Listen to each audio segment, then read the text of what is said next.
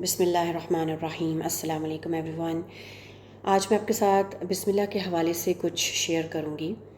ہم بسم اللہ الرحمن الرحیم کی جنرل ٹرانسلیشن پڑھتے ہیں، in the name of Allah the most gracious the most merciful. اس کی ایک اور ٹرانسلیشن بھی ہو سکتی ہے، and that is in the name of Allah the extremely loving and caring, the always loving and caring. اب اگر ہم بسم اللہ کو دیکھیں تو ان دا نیم آف اللہ یہ ایک فل سینٹنس نہیں ہے، اٹس این انکمپلیٹ سینٹنس۔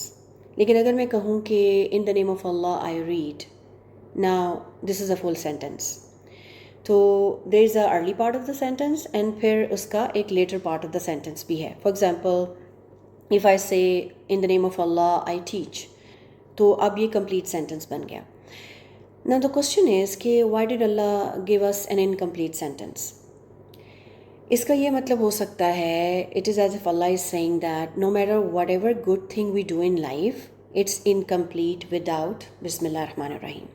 یعنی بسم اللہ اسینشیل پارٹ ہے، ہم جو کچھ بھی کریں اگر اس میں بسم اللہ نہیں ہے تو وہ کبھی بھی خیر اور گڈ نہیں ہو سکتا۔ سو بسم اللہ کا آنا it completes our task, whatever we do. So it's an essential part of the task that we do. So when you say Bismillah ar-Rahman ar-Rahim, you're actually saying that Allah loves me and He cares for me more than I can imagine. And Allah will continue to love me and care for me always. And then you start doing what you're supposed to do. پھر ہر سورہ سے پہلے قرآن میں بسم اللہ آتی ہے، صرف سورہ توبہ میں نہیں ہے۔ تو what is Allah telling us that before we read any surah، یعنی ہم کوئی بھی سورہ پڑھیں قرآن میں، تو اللہ needs us to know that He loves us and He will always love us۔ اللہ تعالیٰ نے جو اپنا قرآن بھیجا، جو سورہ بھیجی ہے، اس نے اپنے ورڈز بھیجے ہیں، وہ آؤٹ آف لو بھیجے ہیں۔ اللہ has taught us His words because He loves us so much۔